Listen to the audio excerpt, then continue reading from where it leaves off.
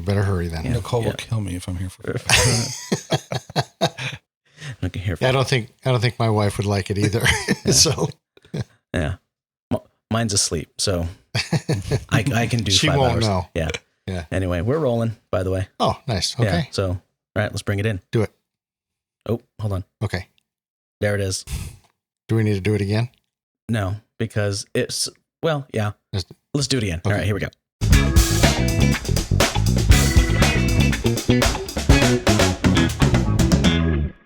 All right. Welcome to my dad's movie podcast. I'm Mick Johnson. I'm the dad. And along with me, as usual, my son, Tabor Johnson. Hey, good to be here. And I just want to say congratulations on making it to season 2. Oh, is this a season 2? This is season 2 premiere. Yeah. Have we got season 1 done? By the time this airs, season 1 will be all the way out. Oh, okay. Yeah. I don't know. That's how it works. I just talking to the microphone. Yeah. Anyway. Yeah. Season 2. Here we Nice. go. Electric Boogaloo. Also with us tonight, we're going to be talking about Alfred Hitchcock and 2 of his movies. Which ones did we pick? Rebecca And Rear Window. and Rear Window.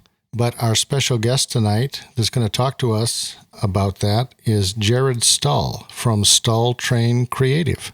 Hey, everybody. Hey. Thanks for having me. Yeah. So was that correct? Is it Stull Train Creative? It is. Nice. Yeah, that's our production arm, I guess you could say. Right on.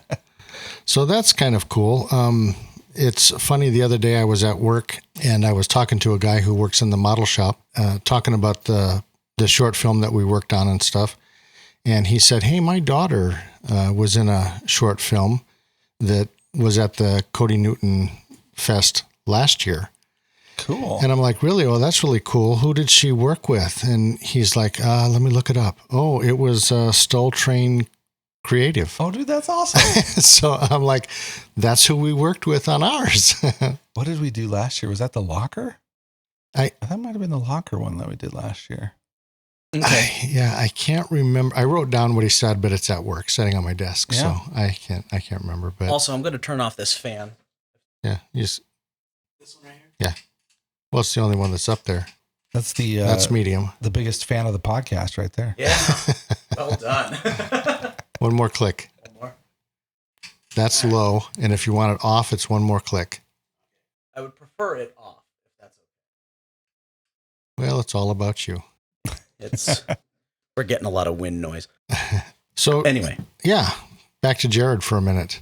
So tell us about you. You know, besides, I know that you're an actor because I've seen you doing some acting work. Yeah. But what else have you got going on? Oh, geez. A ton of stuff.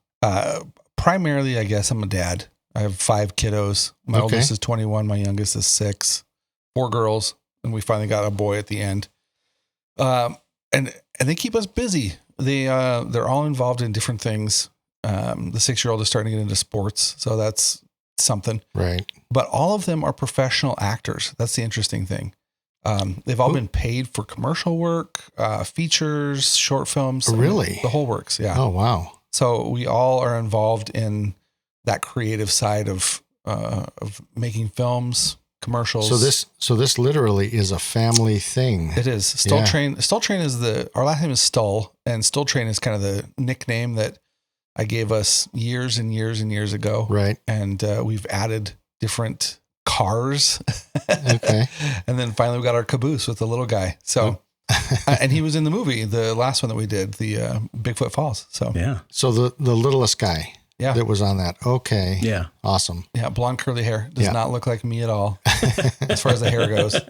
Big brown eyes are mine, but his mom's got beautiful. He curly did a blonde fantastic job, though. Man, I was so impressed with both of those kids. hair. Yeah. Yeah. So we want to talk about Bigfoot Falls for a sec then? If you'd Yeah. like to, Yeah, sure. I think we should. Bigfoot Falls was a short film that I did for the Idaho Film Family Competition this year. And I had written this elaborate 1980s Blade Runner sci-fi script. And I was... It was going to take 2 years to... Yes, film. and a massive budget. And yeah, we were going to have to wait for Rutger Hauer to come back from the dead. I mean, there's a whole bunch of things that needed to be done to get this thing to work. And it was just not coming together. And a lot of my usual cast and crew just was not clicking. We weren't available. And so I was like, this thing is not going to get done. And so I was just not going to submit anything this year. Yeah. Right. And I think the same thing happened last year. I was going to submit something and I didn't submit it. So it would have been 2 years in a row for IFF that I didn't put anything in. Yeah. And so we had Cody Newton on the podcast and we were talking about, filmmaking and all that stuff. And I had mentioned the idea of Bigfoot Falls that had just popped into my head. Yeah. And it literally all started with pocket sand.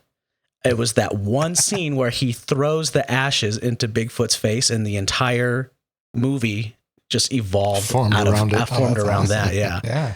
And so Cody was like, you got to do this. Let's get it done. Right. Yeah. And we were like, okay, cool. So he's like, yeah, I'll get the crew together. You just focus on directing and we'll get it done. And over the course of, I think it was 5 days from script to edit. That's how long it took to get this thing made, was 5 days. Yeah.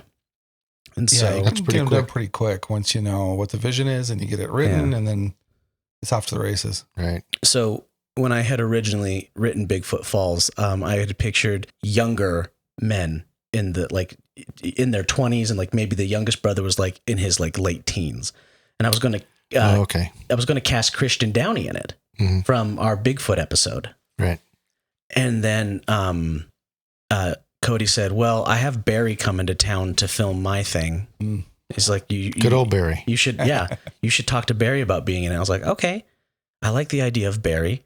And we're like, well, who would play the younger brother? And Cody was like, well, Jared might be available. And I was just like, yes, that's perfect. Right. I was just like, he would knock it out of the park. He would be perfect for this role. And when we did it, you were incredible. Watching Barry act too. Well, yeah, the two of them working together was like when you guys were practicing and stuff. Yeah. It was like I was just watching brothers talking. Right. Yeah. Yeah. Excellent chemistry on screen and just a lot of raw emotion in your acting. And I was absolutely impressed. And when every director has moments where they're making something and they're like, oh, this is not going to come together. So when we first started, I kind of had that feeling. I was like, I don't know if I'm going to be able to pull this off. And then watching you guys act, I was like, okay, we definitely have something here. Right. And then I had another one of those moments in post-production when I was having my meltdown. But which one? which I know meltdown? there were multiple. I have. Well, Cody helped you, like, not maybe edit, but I mean, he helped you get through that last push to get it actually done, right? Yeah, he came over, brought his laptop. He was editing Thad and Mr. Black. Yep. Right. So he was sitting at the kitchen table, and I was sitting at the kitchen table, and we were just up all night, just chipping away at it. Yeah, I was telling my wife, Cody came and he was here all night long. I think you had left. I left for work at like 5 a.m, and Cody is still sitting at the table, plugging away at his laptop. And I had told my wife, I said, even if nothing else, even if Cody didn't actually do the work for Tabor, what he did was the two of them together kept each other we'll just keep going. Yeah. Just keep going. Yeah. Right. Instead of just, I can't do this, I'm shutting it down. Yep. Yeah. I mean, not to be too much of a fangirl, I guess, but Cody's done that for me a ton. He just steps in when I need to get a project finished. He's like, all right, let's just come over to my house and let's do it. Or I'll come over to your house and we'll do it. And I mean, he's just always there for whoever needs it to help them get their vision where they want it, which is awesome. Whether it's helping with the edit or whether it's just being there as a companion, bounce ideas off of, whatever it is, Cody steps in and steps up and helps out. So yeah, the two brothers also, I thought it was pretty cool because they didn't look like each other enough, but they looked like each other enough that they could have been brothers. Yeah. Does that make sense? Yeah. It's like, they're not really brothers, but they looked just enough like, oh, maybe they could be brothers. Yeah. For real. Yeah. You can kind of see it just a little bit. Yeah. Yeah. So, yeah. And so we pulled that movie together, and I think it's one of the best things that I've ever made as a filmmaker. Granted, I've made a lot of garbage, but but this one was really good. I don't know that you made garbage, but I do think that this one had an element to it where people could connect to it a little bit more because of the emotion that was involved in it. And that kind of pulled them into it, So I thought that was good. Yeah. It's interesting. A couple of years ago, I mean, I have a degree in theater, right? And I've acted for a long, long time. And my wife and I moved to Boise after college in 2003.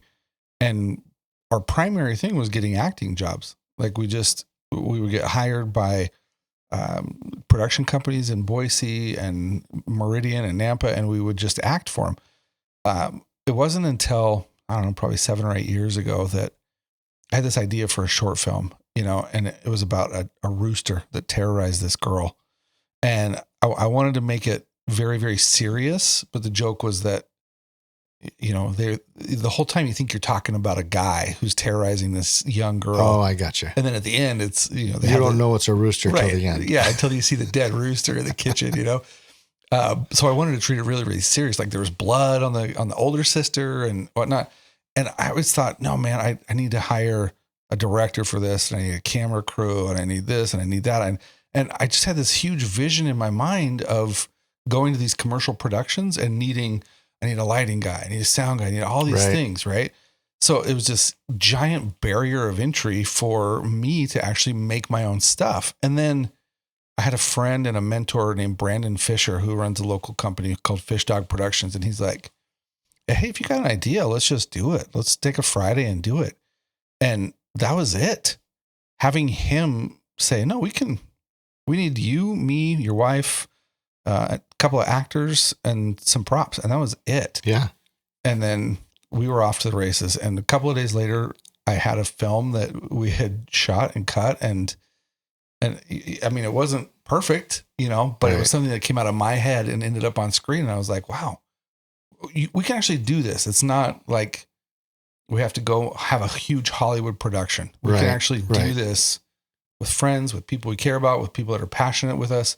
And from there, it just took off. We started to create whatever we wanted and corporate stuff to pay the bills, and then narratives that we loved and were passionate about. And we've worked with Cody in the past, Tabor, we've done a bunch of different stuff with. Right. So it's been quite a journey. It's been pretty cool. I had never really been exposed to the indie scene before, and until Tabor kind of got going on it and stuff, and then went to a couple of things that Cody had put together and stuff. And I'm really impressed. There's especially this last one that we just went to, the caliber of, the movies, the ideas that they had, the story that, a lot of these people put together and put out there. They were like, man, these are really good.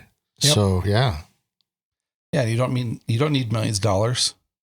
Right. You just need a good, solid idea, turn it into a good story, and then some friends and a weekend. I mean, a 10-minute film, we filmed it in 2 days, and you can do that. It's not like now you have to buy film like you used to, where it's going to cost you thousands of dollars just for the medium. I mean, everybody's got a cell phone. You can shoot movies with cell phones. Yeah. So I'm doing it right now. Yeah.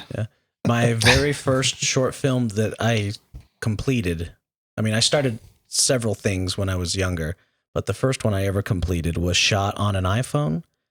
And we had like a cheap little like $30 microphone that was, instead of a boom pole, we had like the top half of a microphone stand and like left the bottom half at home. And so we were just using that. And that's how we filmed our first thing, was iPhone and a little boom pole. Yeah. So, yeah. It works. Yeah, and we pulled it together, and that's how we got Bump. Right. Which is, and I mean, one of the things that I love is that there's a lot. I mean, okay, there's a lot of content out there that people just throw together and it's not that great, Right. but it's so accessible now to make movies. There's great stuff that comes from like the smallest little production house, Right. whether it's a couple of friends in their backyard or whatever it is. You can get great content and it's available on YouTube or anywhere that they can get it. And it didn't cost them very much and they did it pretty quick. Right. And they're putting great stories out there. Yeah. You get a good idea and you get some good dialogue and start going. Yeah. Cool. Yep. All right. We want to talk about Alfred Hitchcock. We do. So when I got a hold of Jared about who do you want to talk about, or who would you like to talk about, and give me some directors and give me some movies and stuff, Alfred Hitchcock came up, and I thought, well, we want to do Alfred Hitchcock at some point, and if Jared likes Alfred Hitchcock, let's talk about him. Yeah, let's do it. That's awesome. Yeah. Cool. So this was your idea? Yeah. Talk to me about Alfred Hitchcock. Alfred Hitchcock is why did you like him so much? Okay. What do you? When I was, like I said, I started acting pretty young. I was 14. I was in a sophomore in high school, and I got the bug. My freshman year, I took my first theater class. And part of that was studying theater, studying film that was out there, and we watched different movies. I remember watching the stage version of Into the Woods and just being blown away at the cool music and the setting and the story. And that was just awesome. And then one of the movies that we were required to watch for class was Rebecca. Okay. From Alfred Hitchcock. Yeah. I had never even heard of it. Oh my gosh. It's a best picture. So we studied some of the best pictures, right? How green was their valley, and with John Wayne, and just a number of different classic right best pictures. In 1940, Rebecca won Best Picture. And I remember watching it and thinking, man, the story's amazing. It's suspenseful throughout the entire thing. It's shot in black and white. Because it didn't have color, Sure. And it's just, it really drew me in. I remember thinking, I'm a 15, 16-year-old kid, and I like a movie that's, over 50 years old. Right. Yeah. This is maybe just something weird. maybe something an old person from a long time ago. Right. But then that just opened the door for me. I remember watching North by Northwest, which is another classic Hitchcock movie, and just being drawn in with there's the airplane scene where at the crossroads. Mm-hmm. They shot it at Mount Rushmore as the backdrop in the final scene, and just loving Hitchcock. Psycho, there's just some classic. The Birds. He's a master of suspense. And I have that written down. Yeah, there you go. Known as the master of suspense. Everybody calls him that, but it wasn't horror, which I liked. The gore, and once you get past, because I grew up on like Halloween time and Nightmare on Elm Street and those kinds that were coming out. Those are my favorites. And they were just a little too dark for me, a little too gory for me. But the suspense that Hitchcock can create is just phenomenal. Yeah, that's something I wanted to bring up on this podcast was his there was like a master class he taught where he was talking about suspense and, the bomb theory, the Hitchcock bomb theory. Yep. Have you heard that, Dad? He's talking about if you're watching a scene with two people sitting in a coffee shop talking, and they're talking for 10 minutes, and then a bomb blows up and kills them. Mm-hmm. And he's like, that's shock, because you were watching these people talk, and then, boom, they blow up and you're shocked, but then that wears off immediately. But let's rewind the scene and start over. They're sitting at the coffee shop, they're talking, and the camera jibs down, and you see that there's a bomb under the table right in between their feet. And then it jibs back up, and you continue the conversation. Mm-hmm. So now you're aware that there's a bomb there. And now you're listening to this conversation, but you're not even thinking about the conversation. You're like, when is that bomb going to go off? You're probably starting to feel a little bit of angst about things. Yeah. And that lasts longer. That suspense, you remember that because it's an extended feeling instead of just that sudden shock. Right. Yeah. And then he does that exact concept. I can't remember what movie it is. You would probably know. But there is a bomb put in the trunk of someone's car. And then they start driving and they go through like the toll, and then like the little arm lifts up and they drive through that and the arm lifts back down. But you know the bomb is in the back of the truck or the car the whole time, and then boom, it finally blows up. And you're just waiting. Yeah. Can't remember what movie it is, but it is a Hitchcock movie. So Yeah. Here's the interesting, one of the interesting things about him. He was around during silent movies, right? And transitioning into talking film. Like he grew up on Buster Keaton and Charlie Chaplin and some of those silent films and watching those. And he directed some silent films too, didn't he? Yep. Yeah. So and he was born in England, right? Grew up there. Right. And then moved eventually to Hollywood. And I think Rebecca was his first Hollywood film. Yeah. Even though he had some silent films, he had some talkies prior to that, but Rebecca was his first big one. And he had enough experience under his belt that he knocked it out of the park with that one, and people just loved it. But when he was growing up, he went to a Catholic school, and they would punish with these sticks that they had. You know, they beat the kids basically. Right. But the kids didn't know if they were going to get punished, because the punishments all happened at the end of the day. So the nuns would keep a tick mark. Oh man. Of the kids, you know, so the kids are going through their day and they're like, "Ugh." I do remember reading that the that would be a feeling that just built up all day long. Yep. Knowing that this was going to happen.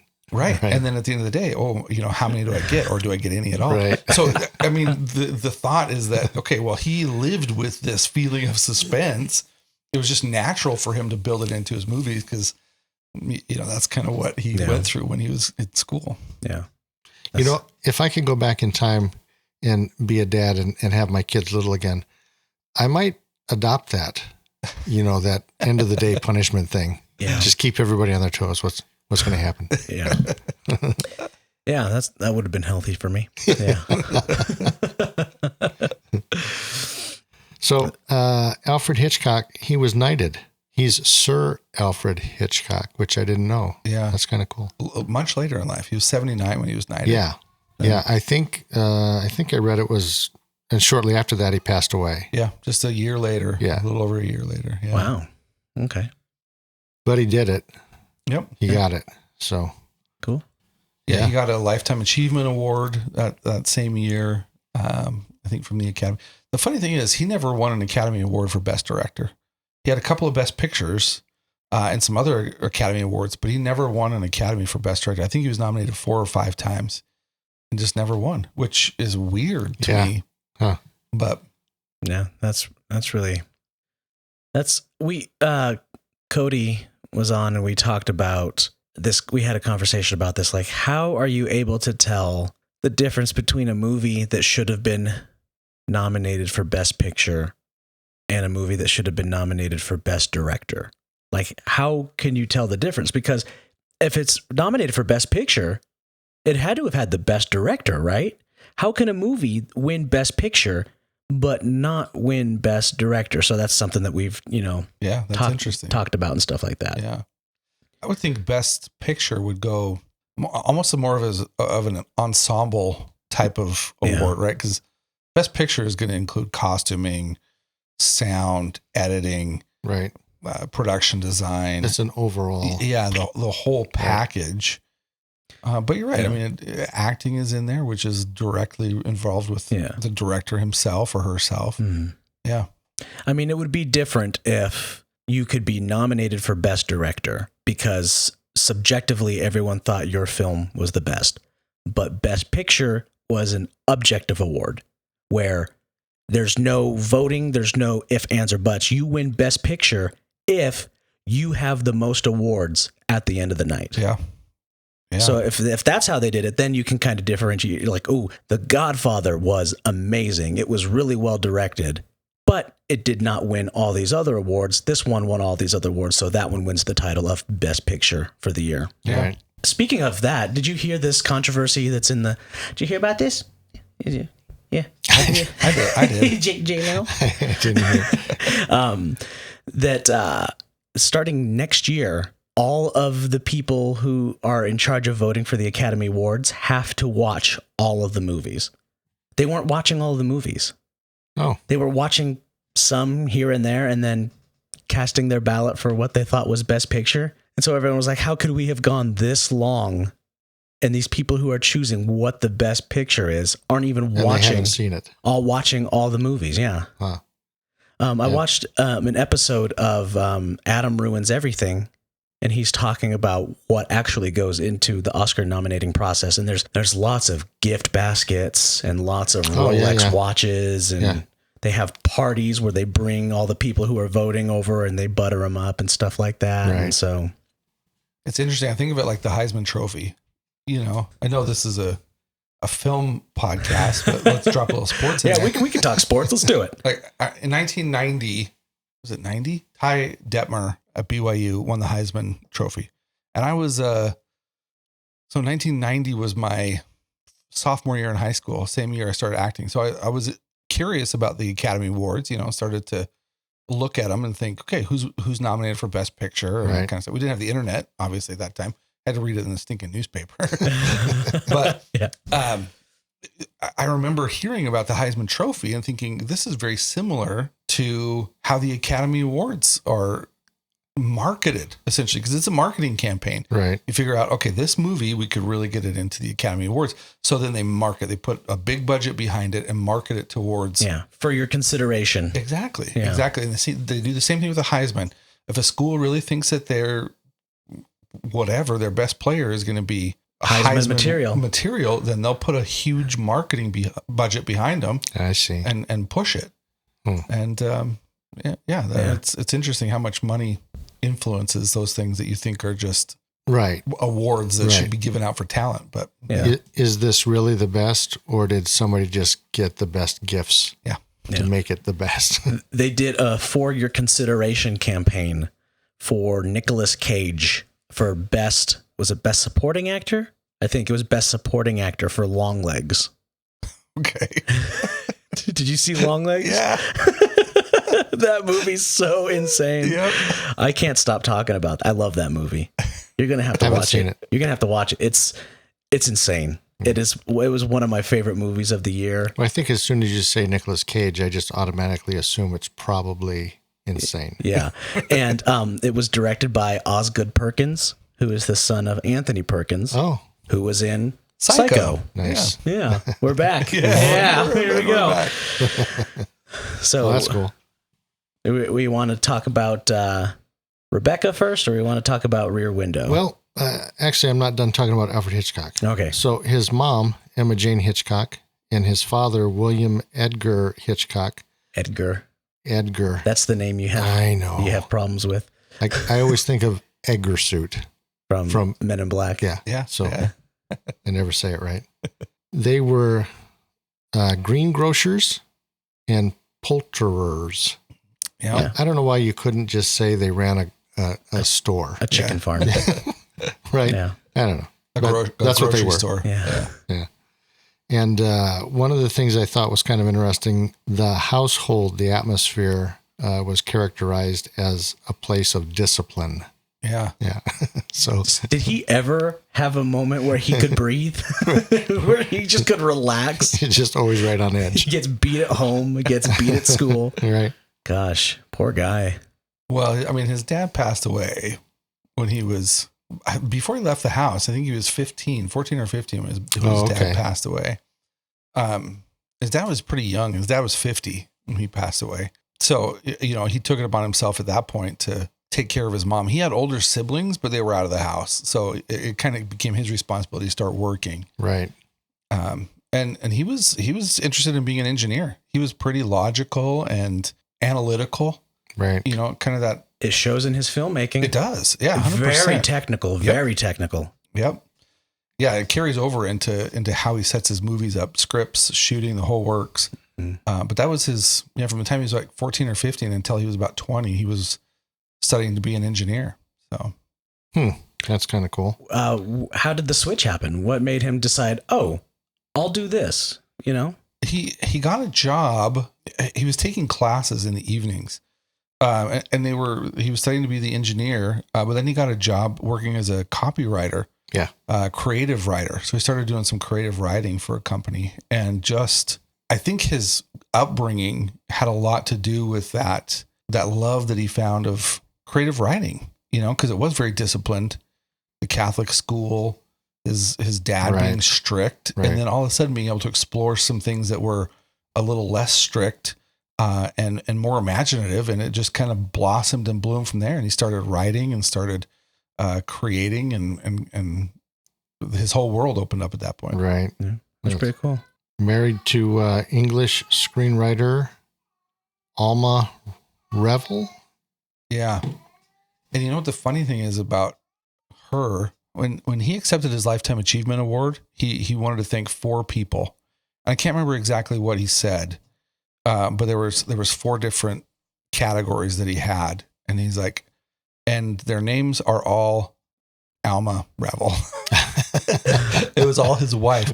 They collaborated a lot on his films from the time that they were first married, and they were 2 peas in a pod, essentially. Yeah. I mean, George Lucas, Star Wars was edited by his wife. Yeah.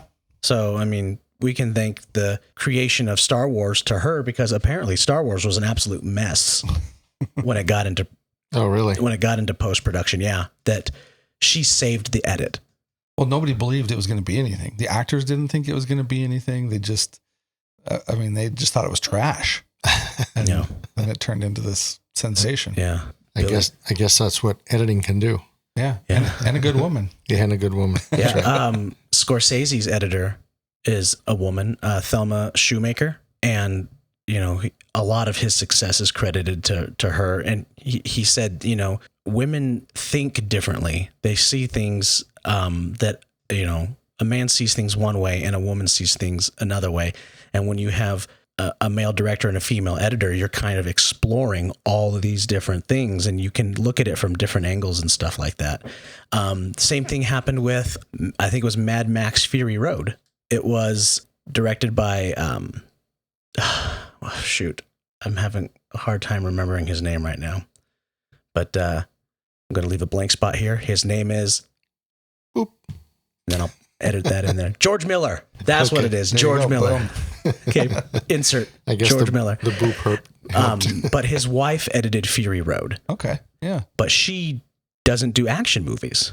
Interesting. She does romance movies. That's all she's ever edited is romance movies. And so everyone was like, you're directing an action movie.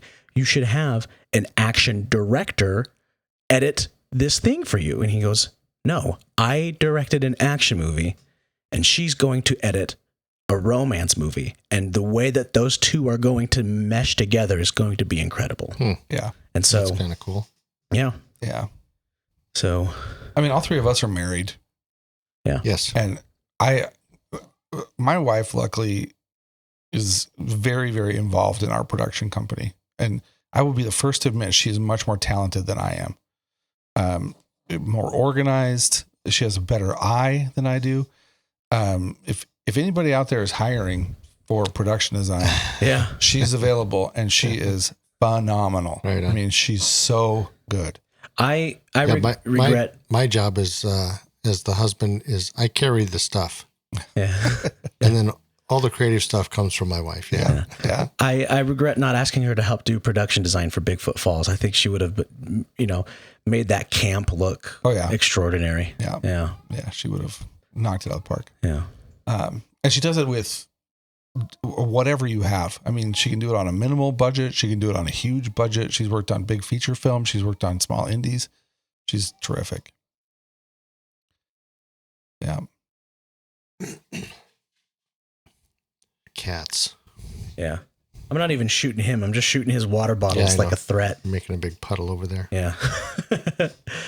All right. So what else you have from Hitchcock?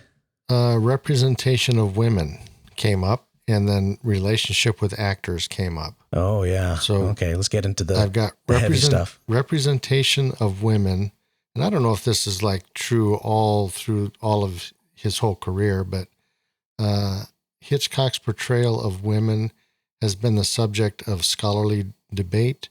There's the vamp, the tramp, the snitch, the witch, the slink, the double crosser, and the demon mommy. Those are the roles for the women. The categories of women Right. in a Hitchcock film? Right. Interesting. Okay. So I don't know if that's true, but that seems to be what they think. Do you have any information on what each of those is? No. Okay. That's all I got. He did, what was it, either 3 or 4 films with Gene Kelly.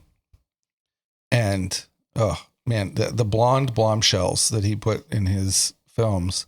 Yeah. I remember being a 15-year-old kid thinking, wow, this lady's attractive, you know, she's super hot. Yeah. Who was the lady in Rear Window? Grace Kelly. Yeah, Grace Kelly. Kelly. Yeah, not Gene Kelly, Grace Kelly. Grace Yeah. Kelly, yeah. Yeah.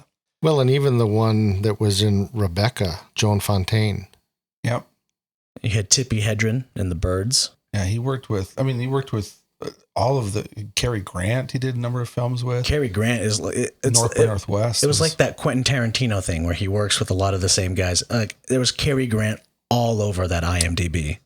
So it kind of got me wondering, what was his view of women? Clearly, he liked his wife and valued her opinion and stuff. But then when I'm reading this from these scholarly debates,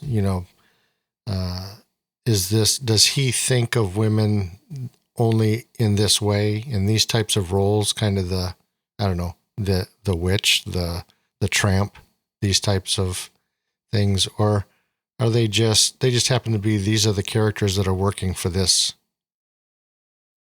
movie? Yeah. You know what I mean? Yeah, that's a good question. I think of Rebecca, and I think of the new wife, because Rebecca's the dead wife, right? I didn't know that until halfway through the movie. I'm like, why is this called Rebecca? And it's like, oh, okay. Boom, the there dead it is. wife's name is Rebecca. Yeah. Okay. Yeah. But she has a critical role, right? And then you have the witch, which is the housekeeper. Yeah. And then the innocent ingenue, who's the new wife. So yeah, I can definitely see that, but I don't know if he did that because he only had those categories, or if just that's what fit for his role. Right. I've only seen a few Alfred Hitchcock movies. I wouldn't think, just watching his movies, that's how he felt necessarily about women, and that's all they could really portray. I just think that the movies that he was making, and they needed this character, well, that's what it is. Yeah. Type of thing. But then the other thing I read about relationship with actors, he had remarked one time, actors should be treated like cattle. Okay. Yeah. Hitchcock believed that actors should concentrate on their performance and leave the work on the script and character to the directors and screenwriters.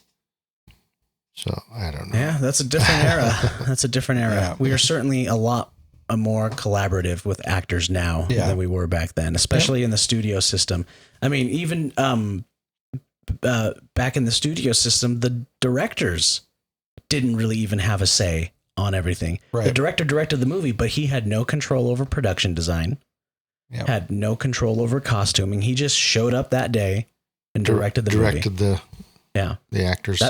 That's why a director could direct 5 movies a year. Right. Back in the 50s. Yeah. Starting in the 70s, you got, Quentin Tarantino, who takes, 7 years to make a single movie. Right. Because it's just so much more. He's so much more involved. Yeah. Yeah. In all aspects. Yeah. I think part of the thing was that Hitchcock had a very specific vision for his films. He wrote the script in a specific way that he wanted to get an outcome right that would affect the audience in a certain way. Right. So I don't think he wanted his actors to deviate from his vision that he had. Right. Just do what I tell you to do.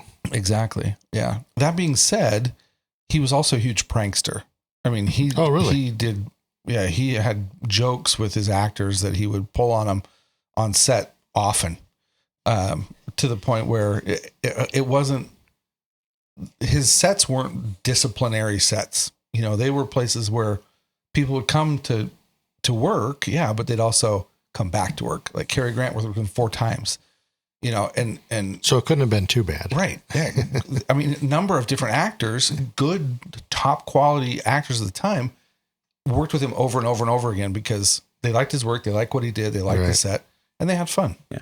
Right. When Tippy gets on set, I want you to pelt her with a bunch of birds. It'll be hilarious. She'll think it's funny. That's funny. Yeah. I love Hitchcock's voice. I love listening to those interviews. Mm-hmm. Oh, let me tell you about the police story. I don't know if you've heard this one. When he was growing up, let me see if I can find it real quick. I thought this is just crazy. When the cop locked him in the cell. Yes. Yeah. Something I thought this would be something I might do as a dad. This sounds like a lot of fun. One of his favorite stories, the dad sent him to the police station, and the police officer locked him up in a cell for a few minutes saying, "This is what we do to naughty boys." The experience left him with a lifelong phobia of law enforcement. and then I read later, aside from just having a phobia of police, he also possessed a phobia of eggs. I don't know where that one came from, but interesting. I don't either. Police and eggs. He didn't like his them. dad. This is what happens to boys who are good. Scrambles up a fried egg. So you either go into jail or you're getting scrambled. That's weird. Yeah. Being afraid of eggs. That's certainly strange. But what an interesting way to teach your child a lesson is send him to the police station and tell the police officer, lock my son up and tell him this so that he'll be a good boy. Well, he stayed out of jail. It's true. So, I mean, it I guess worked. It worked. We do that now, right? I mean, we send kids to boarding schools or to military schools. I think the big difference was that Alfred Hitchcock was 5 when that happened. Oh my gosh. Why was I 5. picturing an 18-year-old boy? No, he was 5 years old. No wonder he was traumatized. Right. Oh man. It reminds me of that video of those parents who they found out that their daughter was like talking to some guy online. And so they got a van and she was going to meet. Yeah. So she was talking to this person. It was a fake person that they made up, and she was going to meet this person. She snuck out of the house and they kidnapped her. Oh. And she was traumatized. And the dad was like, "What would you have done if we were a real bad guy? Like, you would be gone." And so she's just sitting there blubbering in the back of this van. And I was just like, yeah, trust issues for the rest of her life. Right. Yeah, she's never going to. They pull out the ski masks and it's mom and dad. Yeah. So it almost makes you wonder some of these things, like, you know, in school, there's this disciplinary thing. In the home, there's disciplinary thing. And this fear of when you're at school, waiting for the shoe to fall at the end of the day, whether you're going to get beat or not. And the fear of, how you're being taught to be a good boy, and all of these things, is this what created Alfred Hitchcock so that he could make these suspenseful, fearful type movies? You know what I mean? Yeah. Yeah. He's kind of brought up that way. Yeah. I mean, I'm sure that went into it, Yeah. So let's talk about Rebecca first. Okay. So for those of you who are placing bets online, I did not watch Rebecca for this podcast. I was the one who did not watch the movie this time. Normally it's him. This time I watched Rear Window.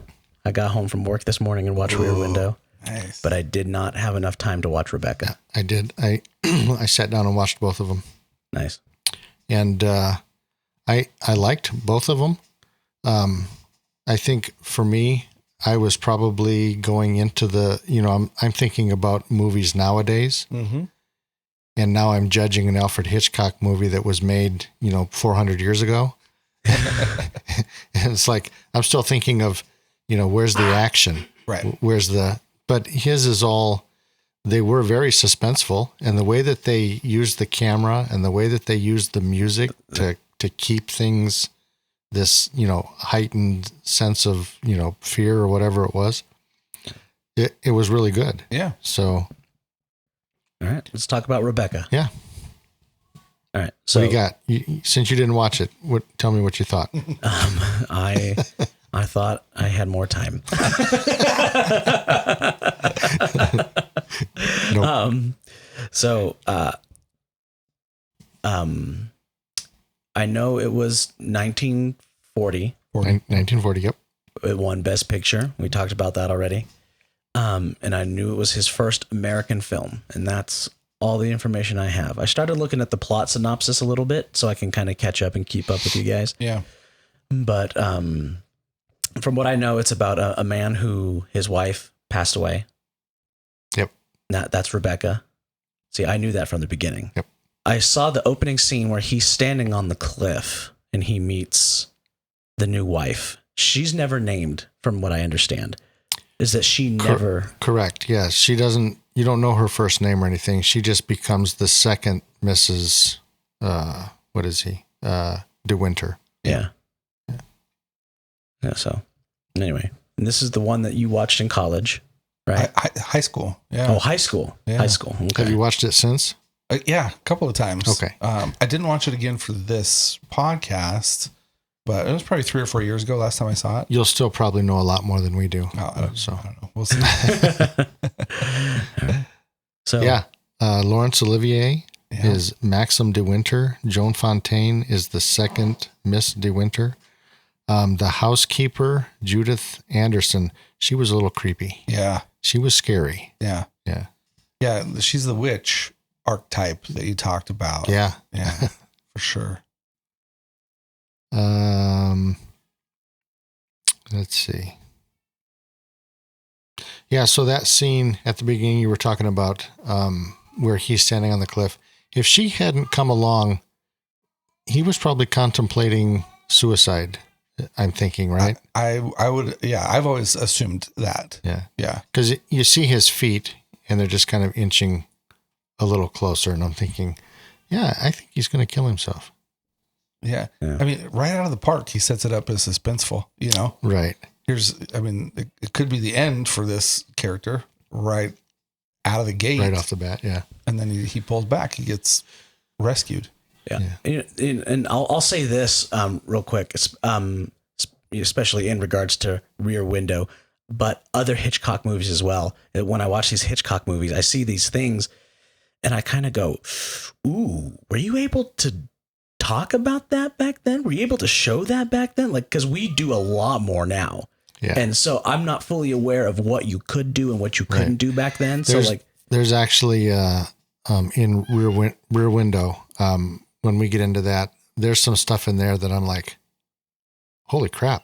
You can do that back then? I didn't even think that was allowed. Yeah. Right. Yeah. Yeah. So, but anyway, I just thought that was really interesting. Yeah. All right. So what we got going on in this movie, Dad? So, yeah, like you said, so the Maxim de Winter, his wife has died. I think it was a boating accident. Yep. She drowned. And I wasn't sure why. I know when, what's her name? Joan Fontaine, when she came along and he's up there and I think he's getting ready to kill himself, and she kind of, hey, don't do that. I was kind of wondering, did he...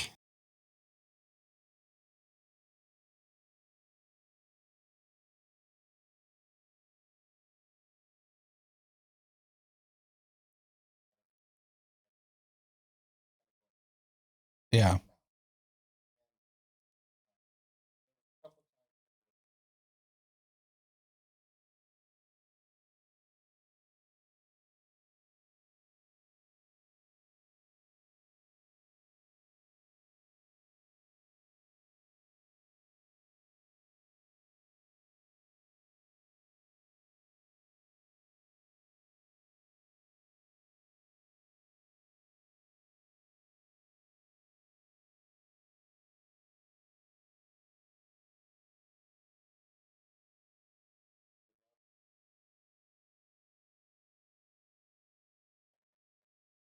Yeah. I think, I think a big part of it, I mean, we have to look at it historically, right? I mean, relationships were different back then, and how people fell in love. You didn't usually have a meet cute, where you meet them at a club and then, you exchange text numbers and, that kind of stuff. Plus, I mean, I'm middle class, this is somebody that has a lot of money. He has an estate and yeah, yeah. And, Mandalay Industries. Yeah. Yeah. so it's, yeah. So I mean, it's a little bit different than what we're used to or what we think about, right? Because it's England, 1930s. So yeah, I think the man having control of his estate and what he wanted his life to look like in order to be different than what it used to be, I think he's projecting that onto her, definitely.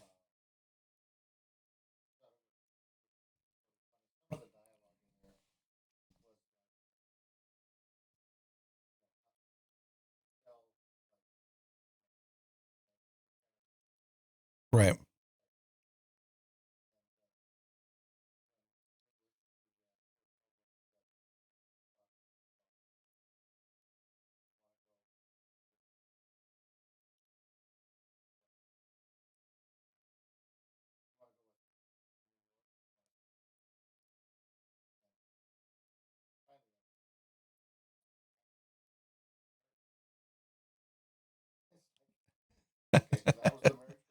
Right.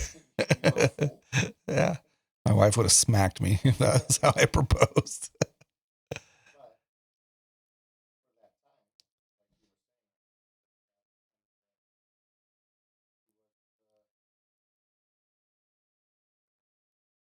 Yeah. The innocent. Yep. Yeah. And he brought her into his high end lifestyle, his high end estate. I mean, yeah. Yeah. Everything that, but he didn't want to repeat, he wanted to change, essentially. I think when he meets her at the beginning, right, his old life does jump off that cliff and he doesn't want to repeat that. So he uses this new woman in order to create a different life for himself. Do you know what I mean? Yeah. And then he has to deal with it because there's still things that are reaching out from the grave, if you will. And he has to wrap all those things up. But then eventually he does. And spoiler, it turns out.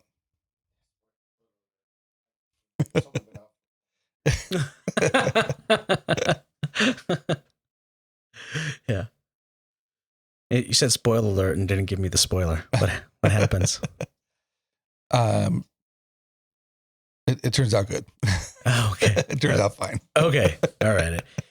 That's really funny is I thought that everything was going to turn out fine in Rear Window because we have seen so many movies where, movies today are just like, you already suspect that this guy's the bad guy. So we're going to subvert that. And it turns out he's not the bad guy. But this is the first movie ever where he's the bad guy. So there's no need to, subvert it. This is the movie where that happens. So yeah, I was just like, okay, where's the twist? Where's the twist where he's not the bad guy. There's something up and these guys are just paranoid. But it's not M. Night Shyamalan who has to twist Hitchcock. It's Hitchcock who doesn't need to twist anything because he's the first one to do it. Yep. Yep. So.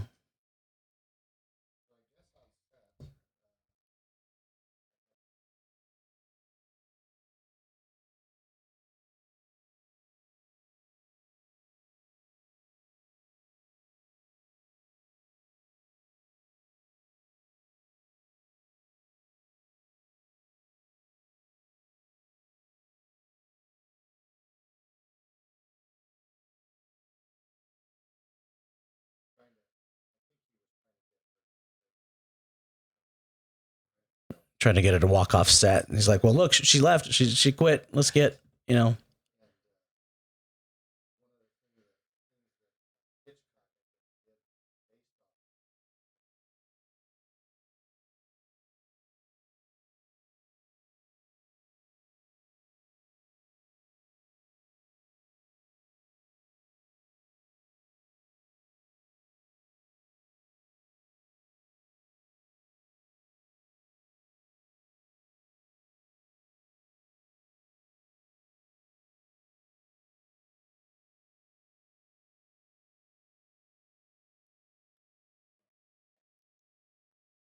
Right. Yeah, this angsty type of, what's going to happen? Am I going to get fired? I don't know. Yeah, there's been a push in recent directing and acting to kind of move away from that. There's been a whole bunch of actors' rights movements where they are trying to get, treat them like human beings. They're, of course, the director's trying to get a certain, feel or look for the movie. But there's a lot of people who argue that you don't have to do that. You don't have to, lock Shelley Duvall in a freezer and make her pull her hair out to get the performance out of her. You hired her because she's the actor that you thought would do a good job. Let her act. Let her do a good job, you know? And so that style of directing is, I don't know if it's gone completely. I'm pretty sure there's still a lot of directors who do that sort of thing, but it has kind of started to move on and, give your actors a little more credit, have a little more faith in them. They tell them what you need and they can give it to you rather than abusing them and tricking them and scaring them and trying to, bully them into giving you a subconscious performance. Let them give a conscious performance. Right. Yep. So, yeah. I mean, you have actors that have created for a long time now. This is their job.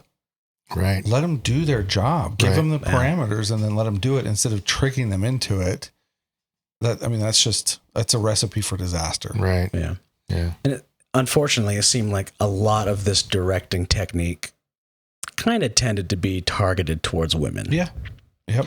So it begs the question, is this a directing technique or are these just a bunch of misogynistic men just being jerks? Both. So, maybe a little bit of column A, column B. Right. Yep. Yeah. So Judith Anderson, Mrs. Danvers, she was the housekeeper. Yeah.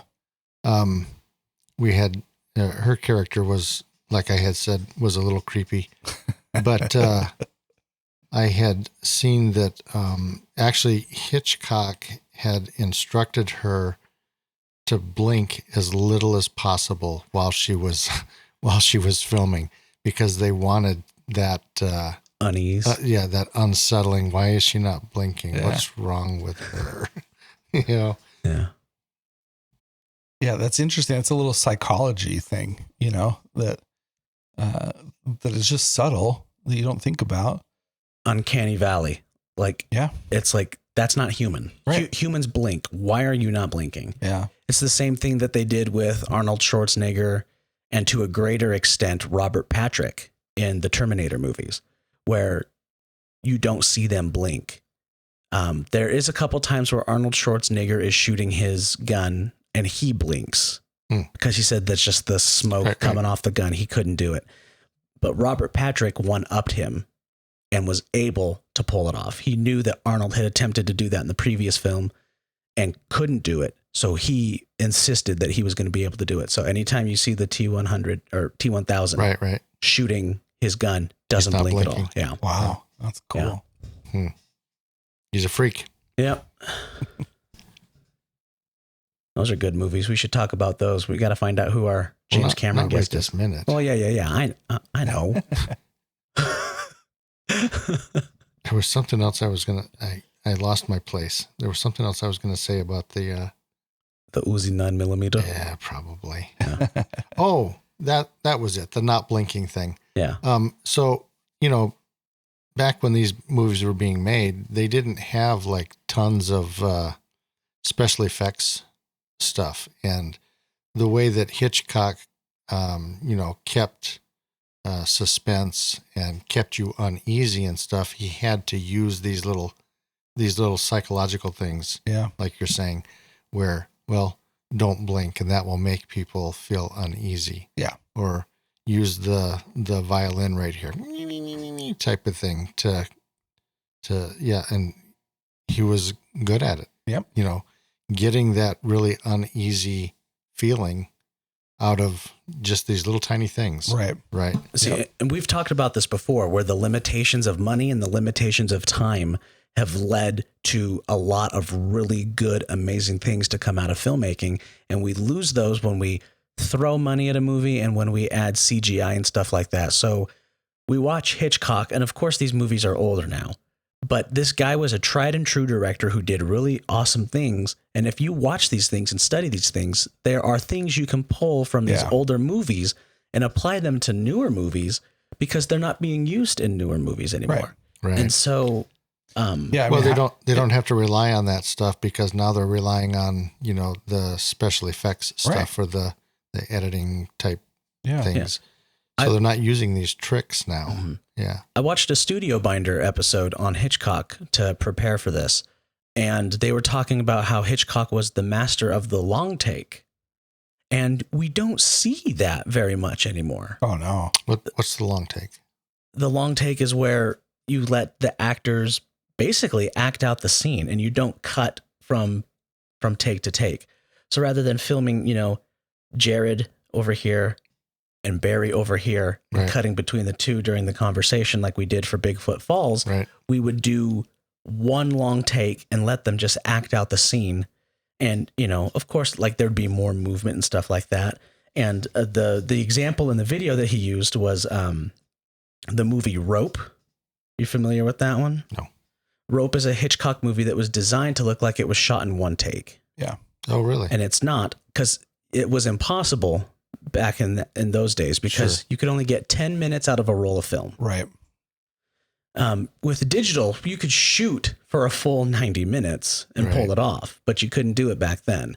So they shot this thing with 10-minute film reels, and it had to be like a play. The actors had to be rehearsed. They had to know their blocking. They had to know exactly where they go because you can't mess up at the beginning and fix it. Like you can when you're cutting and like, we'll use another take. Don't worry about that. Right. Everyone's got to be at the top of their game for that take, because if that's the take they use, that's the take they use for everybody. Yeah. And so they, the long take was something that you saw a lot more in older films because we were still in this mindset of, a movie is just a recorded version of a play. Right. And so that's kind of how we shot things. When you watched Rear Window, it felt like a stage play, didn't it? Because it looked like the sets were built like a stage play. It looked like a very, very beautiful Broadway play. The sets were constructed wonderfully. And you would see a lot of those long takes where the camera is, moving. Exploring the windows. Exactly. Yeah. Going from window to window to window. And you would see Cary Grant in his apartment, and he would walk from one room and the camera would follow him. And these characters would talk over here, and then the camera would move, and then they would talk over here. And it's not done anymore. You don't see these long takes anymore. You know what's interesting is I think that style allows for the kind of suspense that Hitchcock is known for. Right? Because you're invested into this one thing, and there could be other things happening and you just don't know. Whereas if you're cutting, your attention is so split. It's just you move from one thing to the next, to the next, to the next, and there's no strength or tension in that. Right. Whereas the longer takes, it lets you build that. You don't know anything could happen at any time, and it's all going to unfold right in front of you in this one thing. Right.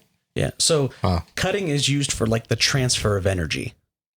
But when you're transferring energy from shot to shot to shot, you're right. You don't let it build. Yeah. So each thing has its own purpose. Cutting has its purpose, and the long take has its purpose. Right.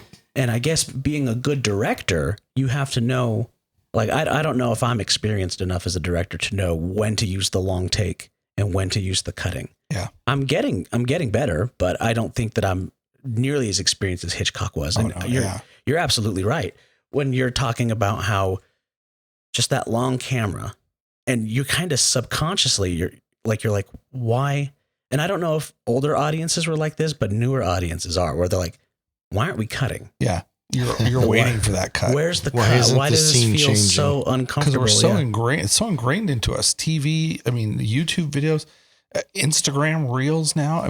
We see cuts all the time. YouTube videos, you have cuts when people are talking to you head on to the camera.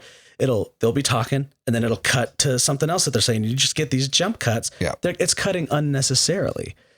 So yeah, we are very used to cuts, and maybe something, a little shout out to independent filmmakers out there. Try experimenting with longer takes for your next film. Yeah. See what happens. See what that gives you. I'll give it a shot. I'll do it. We did a oneer for an I-48. Yes, that one is. I know that one. It's the one with Raimi, right? Yeah, yeah. And Holland. Holland's in it too, right? Holland's in it. Raimi, those are our two daughters. Holland's our oldest, and then Raimi is she's 19 now, but I think she was 16, 17 when we filmed it. But it's a one shot, 6 minutes, because that was the length of the film that we could do for to the Idaho 48 Film Festival. It's called Battery. Yeah. And it's this that girl. One sounds familiar. Well, let's have him talk us through it, and you'll probably remember it. Yeah. She's broken down at the side of the road. A truck pulls up behind her, and the guy gets out and walks to her car, and she's like, I don't know what it is. It might be, she's on the phone with her mom, and then they hang up and the whole time. And then the guy goes back and he gets something. And then the girl's like, oh, wait a minute, this could be bad. And it ends up that he's the bad guy. Yeah. I do remember this one. I remember seeing it. Yeah. Yeah. And we had 3 cars. So we had her broken down car. We had the bad guy's car that pulled up behind. And then we had the actual mechanic that came in a truck, which was played by me. That was me. But we had to put our sound guy in the trunk of the car because everybody had mics on, right? So he had to stay there so he could catch everything and not be in any of the shots, right? So we didn't use a boom. We just used the lav mics, and he was in the back of the car. And with the cars, it was tricky because there was reflections, right? So, and windows. So Cody had to make sure that he was out of the shots when he was doing it, but we never cut, and we did it 6 times. And then the 6th one was the one that we got it perfect, and we actually used it. So, and there was Holland beat up Tate. So I got knocked out by Tate pretty quick. And then Holland beat him with a bat, and then he's on the ground, and the 2 girls take off running, and he comes back up, and he's got blood on his face now. So Nicole was like strategically placed so that she could be lower than the camera shot, put blood on Tate, and then he could stand up and have new makeup on. So you really had to think through all of these shots before you ever jumped into them. It's like Tabor said, it's a play. We had to block the whole thing and then figure out, okay, how's the camera going to move so that we don't see it? Right. And we don't see our makeup artist. We don't see props that we're not supposed to have. We don't see our sound guy. And then, once we figured it out, then that was probably our first take where we were just choreographing everything. Right. And then we got to the point where it was, just doing it a couple of times to get it locked in. And by the 6th time we had it. Right. Oh, that's crazy. Did that really cut down on your shooting day? Doing it as a oneer? Yeah. Yeah. Honestly, the script, Cody brought the script, and then the kids were memorized. I was memorized. Nicole had a radio so she could cue me because I drove in from off screen. And then it was just a matter of getting the timing right. And 6 takes took us, I don't know, we've probably done in 3 or 4 hours. Wow. And that was it. And then boom, get it to post and start editing. Right. Yep. Yeah. That's great. That memorization thing, that would be tough for me. Yeah. And the editing isn't going to be hard either. It's a oneer. The editing. Yeah. He was coloring and mixing and the sound and making sure everything was good there. Yeah. Right. I think he added some effects in, but other than that, yeah, it was. So for I-48s from here on out, just oneers, just only do a oneer. I think everybody should try to do one just to challenge themselves, even if it's only a 5-minute film. Just try to do it, just to try. Yeah. Because there's films that do this. 1917, I think, is supposedly a one-shot film. So there's full-length features that do it, and it's a technique that can be done. If you're an independent filmmaker, challenge yourself, try it, and see what happens. Yeah. So the same with Rope from Hitchcock in 1917. They do something called hidden cuts. Yeah. So when you're panning, if you do a quick pan, you get this motion blur, right? Right. But you can pan from one shot and then set everything up for the next shot and pan to that second shot. I see. Yeah. And then the motion blur, you can't tell what shot you're cutting from. So you can cut right in the middle of that. And it just looks like one shot. And then they did a lot of stuff where like people were walking past like light posts, and the light post goes right in front of the camera, and you can use that light post as a cutting point and cut from one shot to the other. Right. And Rope did the same thing. Rope is not a 100% true oneer. And the reason being is because we talked about film only has 10 minutes, right? But a reel of film has 20 minutes in a theater. So when you're recording it, there's only 10 minutes. And when you're putting it into a theater, it's 20 minutes. And so movie theaters had 2 projectors. And so you had to have one reel on one projector and another reel on a second projector. And right when that first reel was up, you would start the second projector and cut from the first projector, and then put the third reel on the first projector, and you would just keep alternating projectors back and forth. So you would use the 10-minute reel of film, and then you would do a hidden cut and add the second reel of film. Right. So for 20 minutes, it was an uninterrupted take, supposedly, because of the hidden cut. Right. But the hidden cut could not be used when switching reels in a projector room. It would be blatantly obvious. You couldn't fake that. So at the 20-minute mark, they would do an actual cut. And Alfred Hitchcock timed the script to where every 20 minutes something dramatic happened so that it would warrant the cut, the hard cut to the next character. And then you would have another 20 minutes. You would do 10 minutes, hidden cut, 10 minutes, hard cut, switch to the next reel. Yeah, that's too much thinking. Yeah, see, and that's the thing is that like... That's an engineer. Yeah. That's the engineering mind. That's the planning and the engineering that come out, right? You know, from his schooling and from when he was young. Right. And being able to think that far ahead and think, okay, this is what I want it to turn out like.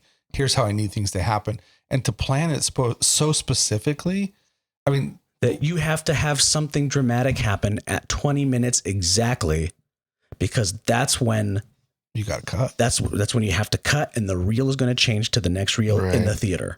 Yeah, and if you don't do it right, then you got to go back and shoot at least another 10 minutes, you know, to pick it back up. Yeah, and then you just wasted a roll of film. Yeah. Good grief. Yeah. So Jared, how are you enjoying your grape crush? Oh, I'm done. It was delicious. Do you need another one? No. Okay. That's a lot of sugar. This episode is brought to you by Grape Crush. No, it's not. Have you ever tasted a rainbow? You will if you drink a Grape Crush. Speaking of sponsors, I saw something on Facebook. This energy drink company is looking for people, for like podcasters and YouTubers, to peddle their product. And they're looking for people to sponsor. Dude, I'll peddle. What's the product? I don't know. It's like called Goopy or something like that. And it's an energy drink that comes, it's like pre-workout, and you just scoop it and put it into your, I'm not positive I'll peddle Goopy, if that's what it's really called. I don't think it's actually called Goopy. I'd have to look it up.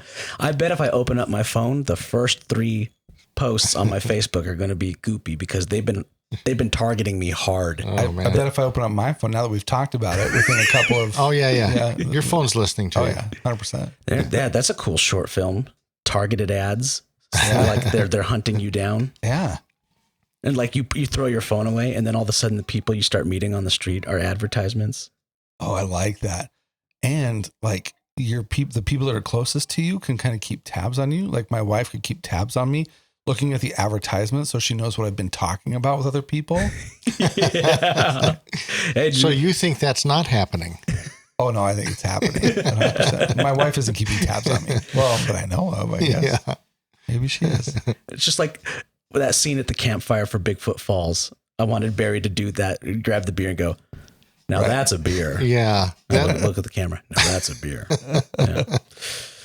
So From Truman. Truman Show. Yeah. Nice. That's an incredible movie. Yeah.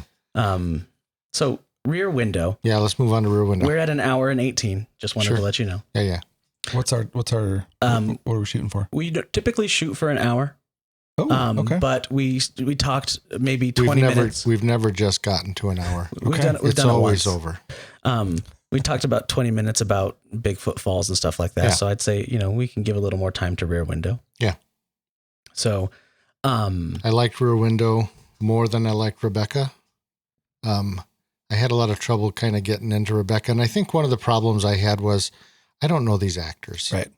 And so it's really hard for me, even when I'm trying to talk about it and talk about the actors and stuff and, what they've done and stuff. I'm thinking, I don't even know who these guys are. I've heard of Laurence Olivier, but Yep. I don't know who he is. Yeah. So, but well, Rear Window. You don't know Cary Grant? Yeah. Now him I know. Yeah. So throw the moon around the lasso Lasso around. on the moon. I'm butchering that line.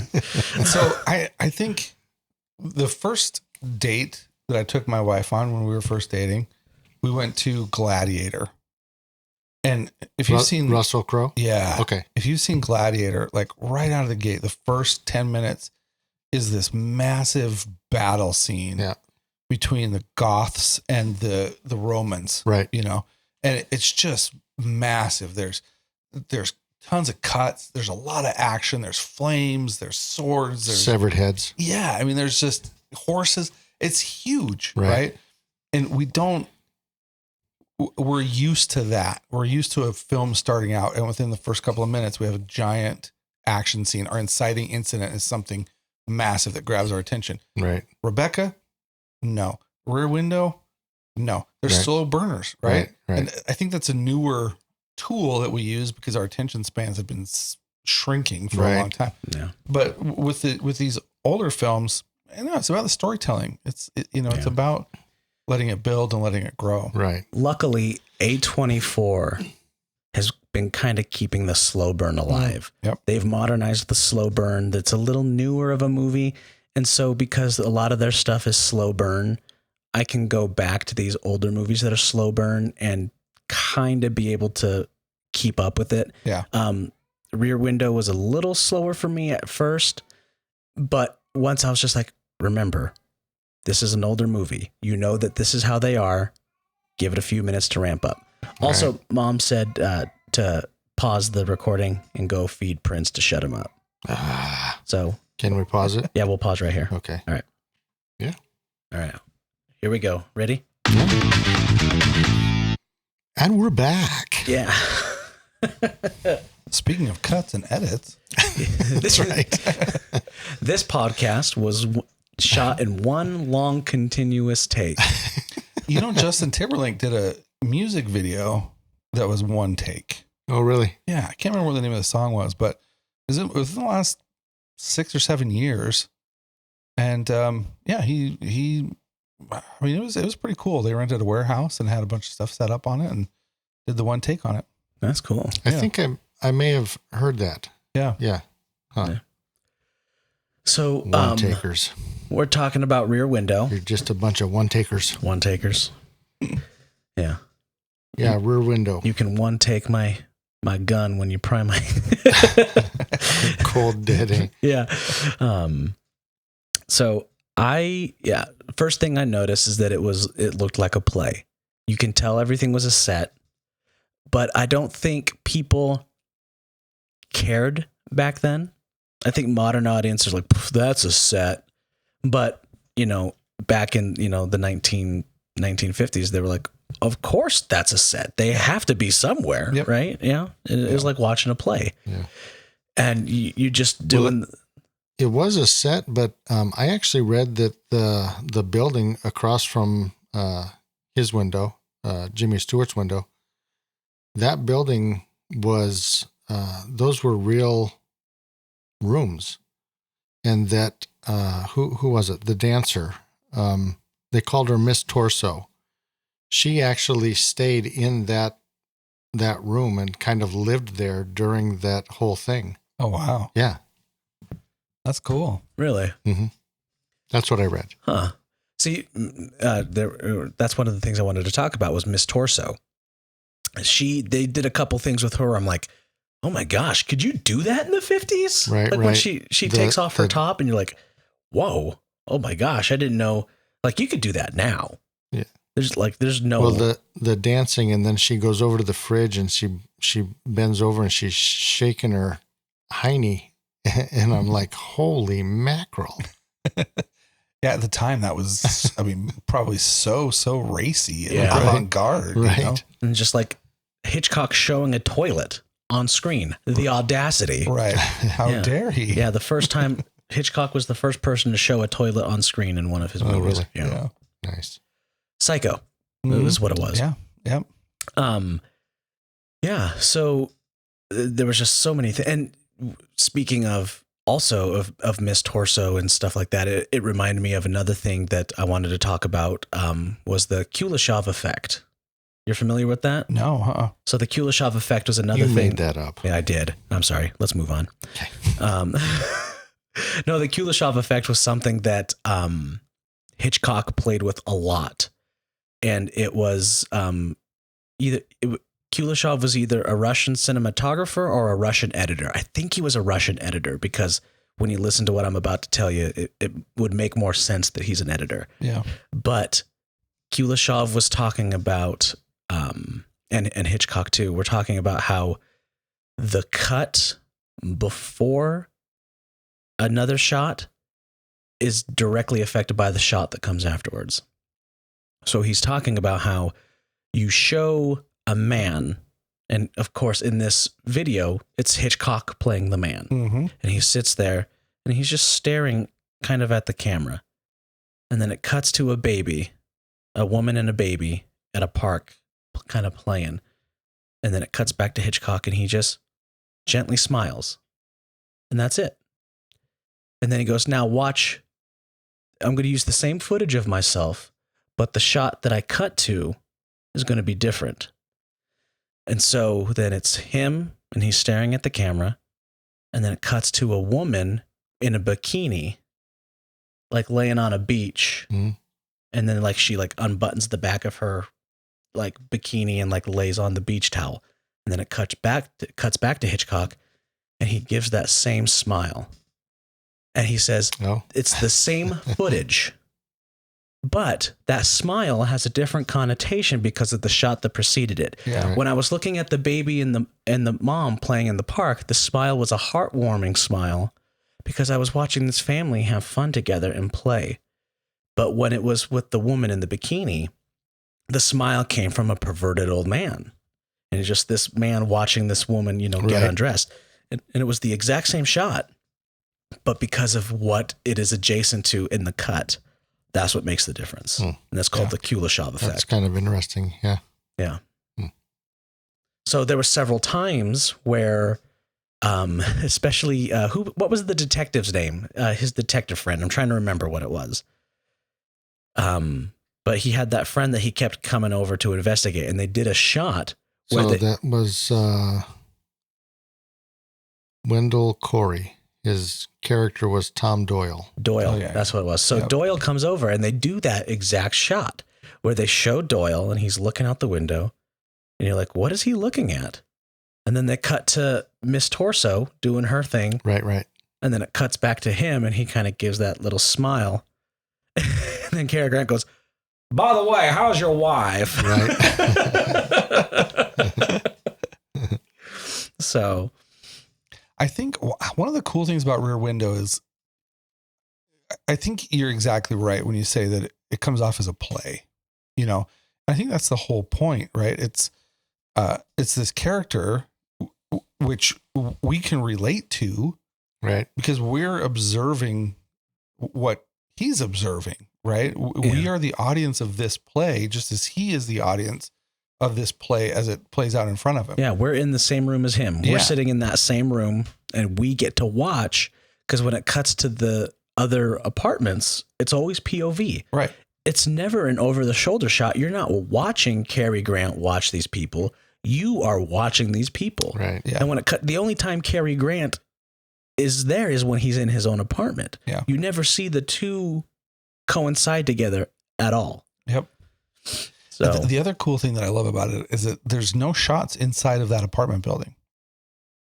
Right? There's no shots inside of the other apartments. It all takes place from the window. from Right, the POV. From yeah. the one point of view, Right. which You only get to see what's in that window. yeah. Right. Yeah. You never cut over there and see, a close up of her doing her thing, her dancing and the arguing couple. And, you never see these. You don't see his girlfriend. What was her name again? I know it. It's on the tip of my tongue.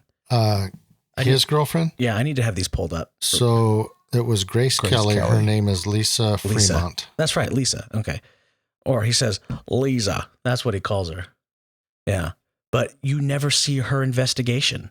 She goes into that apartment and she's looking for stuff, but you'd never cut to her searching through stuff. In a modern movie, you would. Oh, yeah. You can't not know what she's doing in there. Yeah. Right. There's a remake of this movie with Superman, Christopher Reeve. Yep. And I haven't watched it, but I imagine if we did, we would see her investigation. Yeah.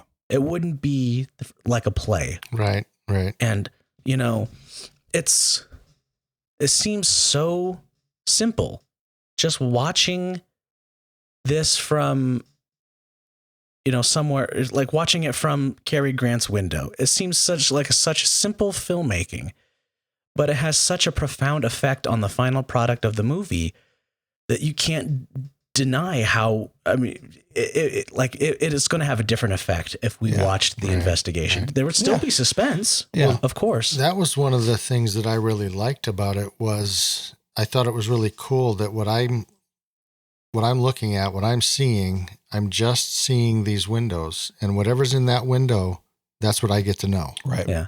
And that's it. And I think not being with her, I think if you were with her in that situation, you would be like, crap, he's coming in. What am I going to do? What am I going to do? Mm-hmm. But if you're not following her and you're in the window with Cary Grant and you're watching, you're helpless. Yeah. What is she going to do? Yeah. What is she going to do? Yeah. Like, you're helpless. You can't do anything. Cary Grant can't save her. You can't save her. And she's got to, you got to hope that she somehow finds her way out of this problem. Yeah. Right. And I think and that's what's brilliant about it. I mean, coming back to suspense, right? The whole time, your point of view is so removed from what is happening. The action in his apartment is really minimal, right? Until we get towards the end. Right. But other than that, everything happens away from him. There's a distance between us as the audience and almost all of the action of the film, which is a great way to build suspense because we don't get to be there. We just have to watch what's happening and think, okay, our minds are filling in all of the rest of the stuff that could be happening, could be going on. Well, and also our minds are being filled in by what James Stewart, these little theories that he has going and what he thinks is happening and stuff. We're seeing what he's seeing, and so we're kind of like taking part in his thought process. Have I been saying Cary Grant this whole time? I think I have. Cary Grant? I don't think so. James Stewart. Jimmy Stewart? Jimmy Stewart. Yeah, Jimmy Stewart. I think I've been saying Cary Grant. I don't know. I'm wrong. They're nearly interchangeable. Probably nobody would have noticed until you said something. Yeah, let me pull it up. Cary Grant was in a number of different. We talked about Cary Grant being in North by Northwest. Yeah, I think that's why I messed him up. It's because I was thinking about North by Northwest. Yeah, Jimmy Stewart. I'm doing the right voice though. When I'm doing the impression, voice is good. Do the impression of Jimmy now Stewart. I'm paranoid. I hope it's Cary Grant in North by Northwest. Yeah. Because well, anyways. yeah. So And another thing I really liked about Rear Window was the bad guy had such a unique look to him. I didn't know that the bad guy was Raymond Burr until later. I didn't really get a really good look at him. Oh yeah. And until like after, and it's like, oh my gosh, that's Raymond Burr. That's Right. Ironsides. Yeah. Is it? Oh, really? Yeah. Okay. I didn't know. I had no idea who Raymond Burr was. Yeah. So, the name sounded very familiar to me. I guess I didn't know that. You said Ironside? Yeah. That's He plays, he's a detective, right? he's a lawyer, I think, who's in a wheelchair. Yep. Because wasn't he in a wheelchair in real life? Wasn't he actually paralyzed towards the end of his life? That I don't know. Oh. Not that I know of, but Okay. maybe. Huh. So, but cool. Okay. Yeah. I thought he had such a unique look to him. Yeah. I kind of feel like actors are starting to look the same now because we have an idea of what we want in our movies. So we're constantly hunting for that same thing. Mm-hmm. And, we're not getting guys like Philip Seymour Hoffman anymore. Right. He has such a unique look to him. But all of our actors are slowly turning into this blob of just Timothy Chalamet. It's just this. Everybody's becoming Timothy It's Chalamet. just Timothy Chalamet blob. I hope not. Ooh, movie idea. Oh boy. There we go. Yeah. So the building, I went back and found it. It did have electricity, running water. There were actors that were living in the building during the period that they were shooting. And in fact, it says Georgine Darcy, Miss Torso, lived in the apartment all day, relaxing between takes, as if she was really at home. Huh. So that's kind of cool. I mean, what a cool. We shot a movie. Well, two of our recent films that we did. One was we put the camera inside of a locker at a school. So it was shooting out at the kids that were coming up to the locker, and they'd open the locker and then we'd see the kids, we'd see the limited action that we could see from that. And they'd close the locker and then a day would pass. And then the next day the kids would come back. The locker would open again. So we shot that one. And then we shot one where it was kind of in a computer control room, and we put the camera on a tripod and it didn't move, but the character changed, because it was a time travel kind of theme. I think I remember that one. That was for an IFF, wasn't it? Yeah. Yeah. Yep. Reset is what that one was called. Yeah. And it's these little things that you think, okay, well, sometimes you don't have time, right? What can we do in one location? But sometimes it's like, what can we do with one location? Or what can we do with this one thing? And Rear Window, I feel like it's such a cool concept. What can we do looking out of one window and seeing the world outside happening? Right. And then I just imagine like Alfred Hitchcock with his bullhorn, yelling, okay, action. And then planning out with all the actors. Okay, this is the scene that we're doing now. You have to be doing this. You have to be doing this. You have to be doing this. And then I'll yell action. And then, you count to 10 and do that. And just the coordination that it takes as a director to do is awesome. I mean, it's great. You had talked about Alfred Hitchcock being a bit of a jokester. Mm-hmm. I had read that the couple that slept on the balcony and then it started raining and they had to pull the mattress in, that I guess all the actors had skin colored earpieces so that they could hear what was going on. And Hitchcock was telling the guy, I need you to pull the mattress this direction to go in. And he's telling the woman to go the other way. So they're like, they're fighting against each other. That's awesome. Yeah. That's one of those tricky things, right? Let's trick the actors into right. This will be funny. Right. Yeah. So, and I think for me, Rear Window really kicked off. Like, it was slow for a bit, and then we started to build some suspense, and then we started to get into it. But the minute Grace Kelly has the ring behind her hand, and the bad guy looks at it and then looks right up at him. And I was like, whoa. Like, I was just like, oh, we're in trouble now. Right. Oh, man. Yeah. And so also, this was the first time I'd seen it. And so it was really nice to be able to finally understand that Simpsons reference. Yeah.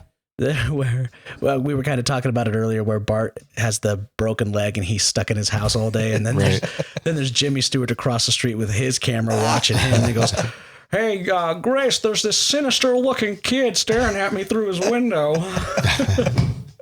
So, yeah. Yeah, I mean, I don't even know if this one was nominated for any Academy Awards, but it's such a classic. I mean, Psycho is one thing. You know, people watch Psycho because it's kind of it's the birth of the horror film. Right. And it's iconic, you know, for Hitchcock. But Rear Window, for me, it was such an enjoyable film. Rebecca, I loved because, again, for me, it's nostalgic, right? Right. I go back to high school when I was first learning about acting and filmmaking and all that kind of stuff. But Rear Window was just enjoyable because it was a great film. Right. So good. So well written. So well told. Really well done. You know, it's really funny is that Hitchcock, you know, when he was always making suspense films. And when he was making Psycho, he thought he was going out to make another suspense film. He didn't know that he was creating this new genre that all this stuff would follow because of him. Yeah. So, yeah. So you remember, I don't remember which podcast we were talking about, the auteur. It was probably something with Cody Newton. I bet it was Baz Luhrmann. That's right. Oh, yeah. The auteur came up. Auteur theory, yeah. Yeah. So it said, this is one of the first examples to firmly establish the auteur theory was Hitchcock and Rear Window. Really? Yeah. So he had 100% say over production design and all. Oh, that's awesome. Yeah. Yeah. What year did it come out? 19. I've got it was 54. Yeah. Man, I'm spot on with my years. I mean, at that point, he'd been, at least 20 years into his filmmaking career. Yeah. You know, he wasn't a newbie at it. And who was going to tell Hitchcock no at that point? He'd had hit after hit. He had Best Pictures. He had been nominated for a bunch of stuff. Best Director. Yeah. That's cool. So, what else? Anything else about Rear Window? I don't think so. I mean, again, if you haven't watched it yet, freaking go watch it. Yeah, it's really good. It is good. It's out in theaters right now. It's not one. Hitchcock is not usually somebody that you can just turn on and then go do your dishes while the TV is playing. Right. I mean, you can, but you don't get the effect. He wasn't making those kind of movies that you can just turn them on and just watch. Right. Like secondhand. You I got to be invested to get the full experience. Right. I think you need to be seeing all the little things that he's using to get you to feel the way you're supposed to feel. Yeah. I was reading about this. There's a new term for that now. It's called a background movie. Okay. Pete Davidson and Bill Murray were on a podcast and they were talking about the movies they were working on. And Pete Davidson was like, yeah, I got this thing coming out, but it's just, you don't have to worry about it. It's just this little background movie. And the guy's like, what's a background movie? And he goes, oh, just a movie that you can put on while you're doing something else. Like scrolling Facebook, something scrolling through to TikTok. Listen to. Yeah. And I guess it's commonplace now, particularly with Netflix movies where they're very on the nose with the dialogue. So that if you're not watching it and you're just listening to it, you can still kind of follow along with, they're trying to minimize how often characters are on screen without saying something. Yeah. And there's no dead space. They want to make sure that somebody's constantly saying something so that you can follow along with the movie the entire time. Yeah. And, that's kind of where we are right now. Disney has been doing that for a long time with their sitcoms. Like they have characters that, I think of Even Stevens and, these TV shows that they've had out for a long time. And the characters always play these over the top emotions. Right. And they're very, again, on the nose. It's not like subtle anger. It's anger, just as plain and as big as you can make it, because they're targeting an audience that doesn't necessarily yet know the difference between subtle anger and subtle disappointment. So they have to make it super plain in order for their target audience to identify with these shows. That guy's angry. Yeah. Exactly. I know he's angry. Exactly. Yeah. Right. Yeah. And I think we're the same. I mean, our attention span is 6 to 8 seconds. I mean, Yeah. What is a cut on a reel? Holland, my oldest daughter, is working with a company called Totally Boise, where companies hire them to edit reels for them. And Holland will go out and they'll shoot the reels, the footage for it, and then she'll go back and she'll edit. And she's developing this software that tells her, okay, if I'm looking at restaurants, here are like the top 15 restaurant Instagram pages, and here's what their reels are doing. Here's the trends that I'm seeing. Here's how often they cut in a 30-second video. Here's the average length of the videos that are getting the most views. Here's how many edits there are. Here's the music.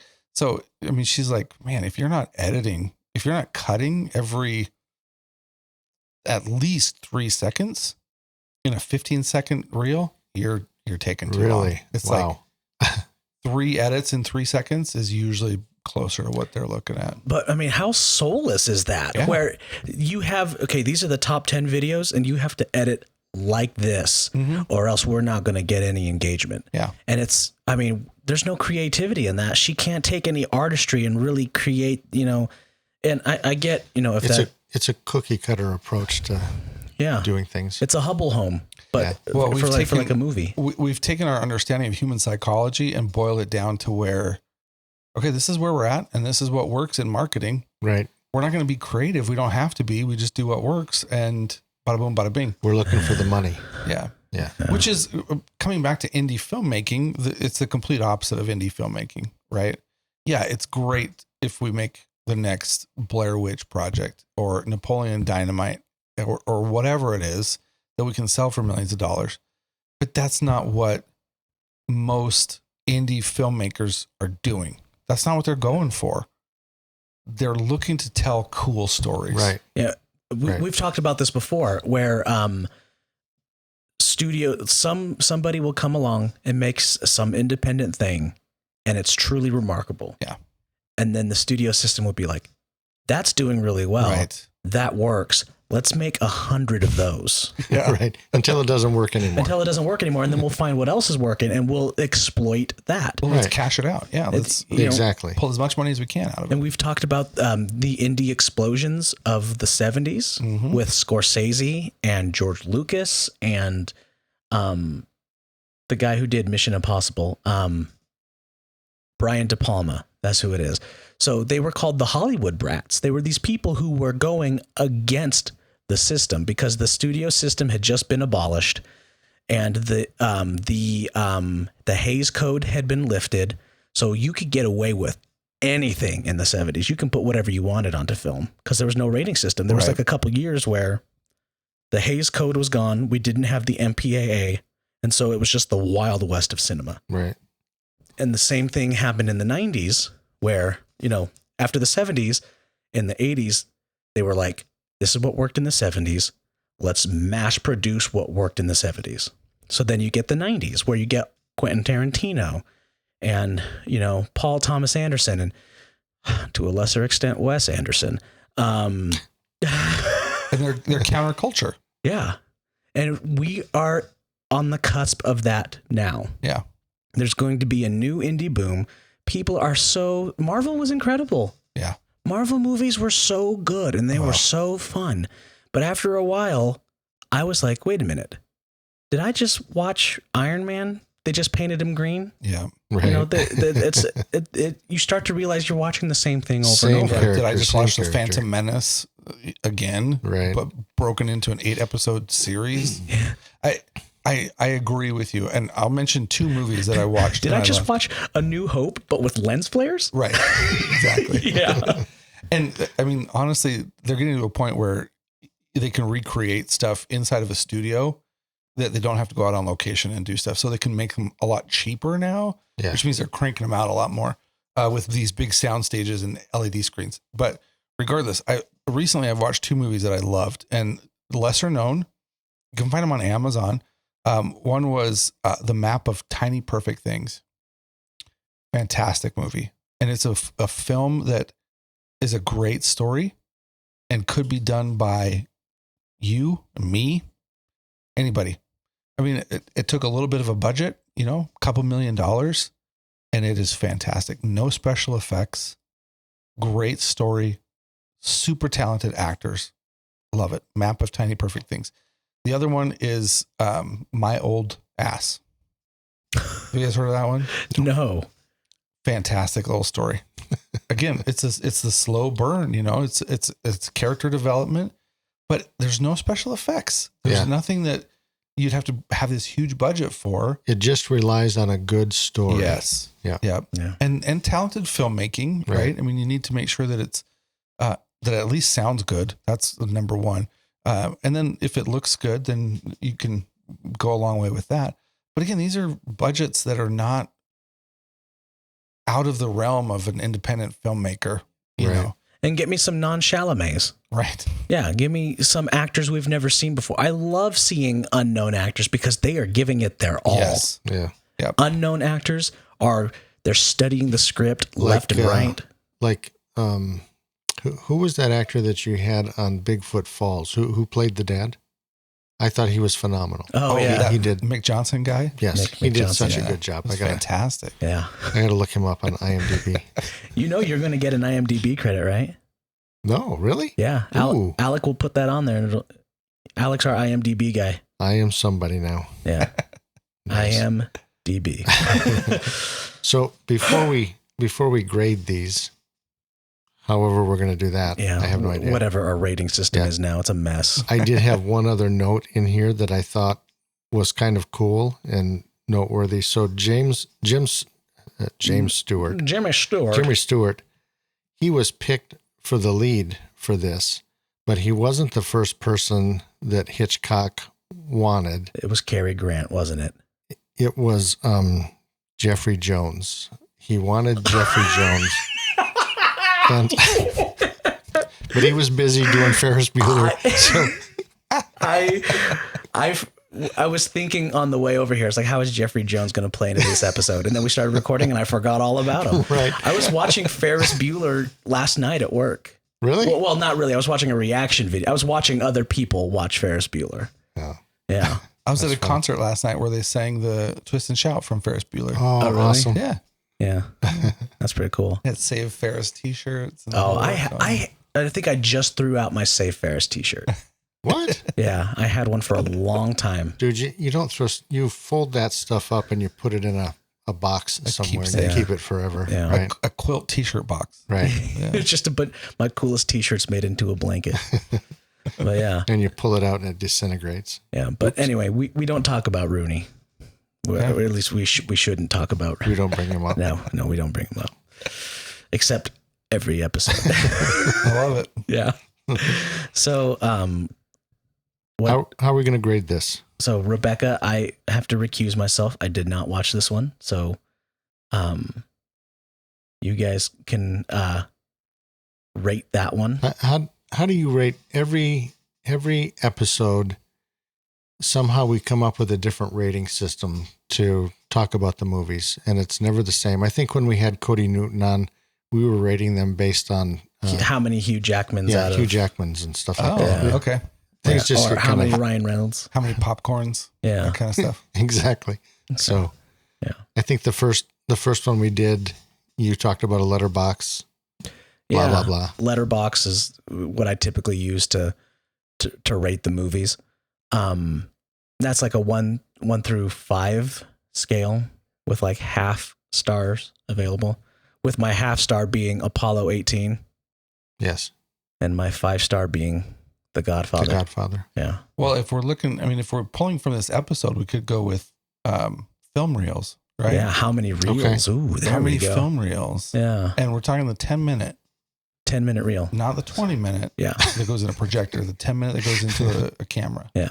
Okay. So how many reels? So, and you can break it down into 10 parts per reel because that's exactly. Yep. So it could be like a 3.8. Yeah. 3.8 out of 10. Yeah. Yeah. Okay. Let's go with 10. Yeah. Because that's 100 10 minutes. reels. Yeah. Okay. So 10 10-minute reels. That's a 100-minute movie. Yeah. Yeah. That works out. Yeah. Yeah. So, For Rebecca, what are we giving it? So for me, I did like Rebecca. I struggled with kind of following along with it because it just was kind of boring to me. But what I liked about it was I liked the camera work that they did. I liked the story and kind of the dialogue and stuff. And then when I was doing the research, I kind of was looking for the places where, they're treating women poorly or those types of things. Yeah. You know what I mean? Yep. So, but it was boring. So I'd probably give it, Rebecca, I'd probably give it like a 4.5 out of 10. Okay. For me. Okay. Yeah. How about you? Me, I'm going to be a lot higher. I mean, a lot of it is nostalgia, right? Yeah. But then I look at it objectively and I think of, we're talking the same vein as Citizen Kane, basically. As far as like time frame goes and the development of talking movies. And when we look at it in that historical context, and for me, my development as an artist, filmmaker, actor, then I'm probably closer to like an 87-minute reel or 8.7 minute, Cool. 8.7 reels. An 87-minute film. Yeah. Gotcha. An 87-minute film for me. Nice. 8.7 reels. Yeah. Cool. And let's talk about Rear Window. Yeah. Rear Window I liked. Okay. I kind of liked just about everything about it. Yeah. I loved the fact that I'm just looking out this window and I'm seeing exactly what he's seeing and I'm understanding exactly what he's understanding. A lot of times we watch movies and the character, we get to see a whole bunch of other stuff that they don't see. So we're kind of privy to all this stuff and we figure everything out. Right. But here it's like, I only get to know what he knows. Yeah. Right. And so I thought that was really cool. And I loved the, just the window effects of just seeing all of these windows and something's happening in all these windows. Everybody's kind of living their life and stuff. And he's the voyeur watching them. And so, I'd probably give that one probably at least a 90-minute film. Nice. Yeah. Okay. So I'm going to give it I'm going to give it a student film. I'm going to take a 90-minute movie. I'm going to cut the credits off 80 minutes.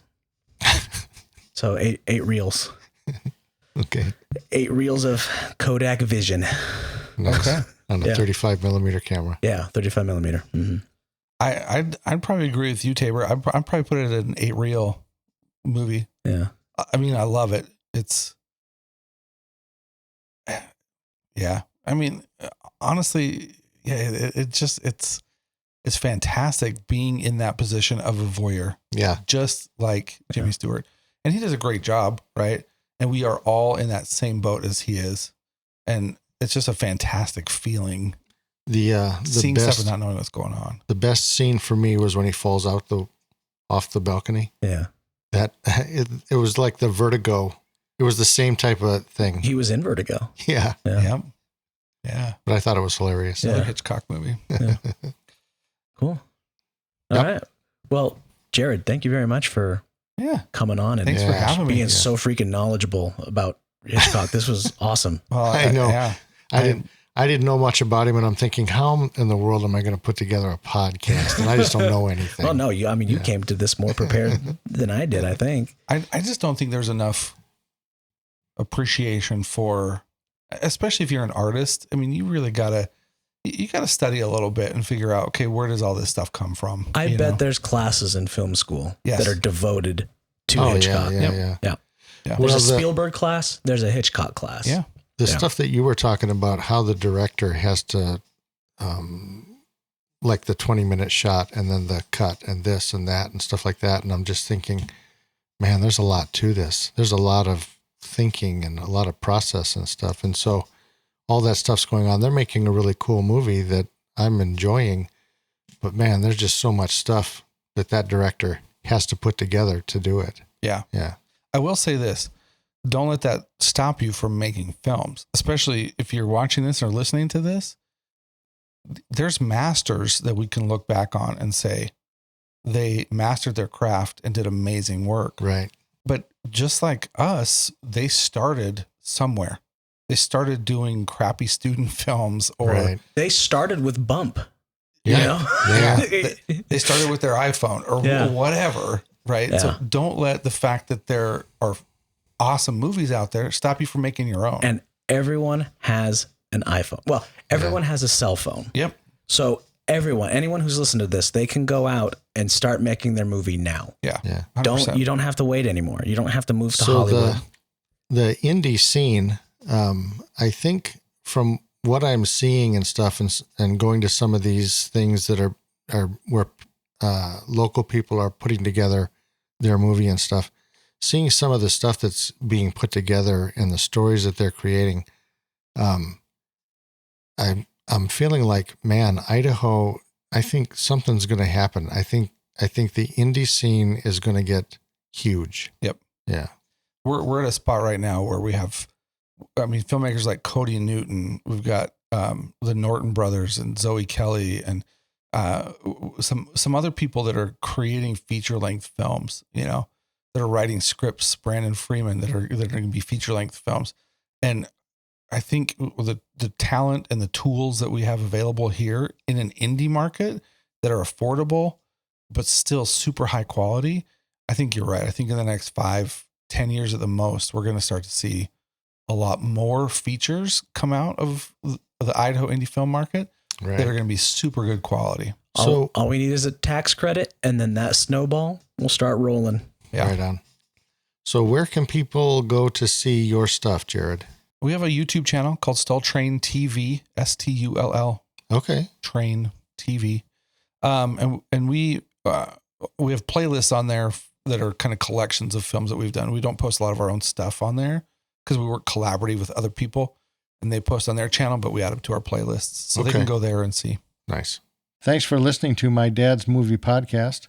We had a lot of fun creating it, and we hope you enjoyed it. For more content, please check us out at Facebook and YouTube at My Dad's Movie Podcast. And always, if you'd like to help support us, please check out our Patreon at My Dad's Movie Podcast. Thanks for listening, everybody. Perfect. Nice. Yeah. Yeah. This is awesome. Yeah. Thanks for having me, guys. Yeah, thank you for coming on, and we'll go ahead and outro on out of here, right? Do it. Yeah.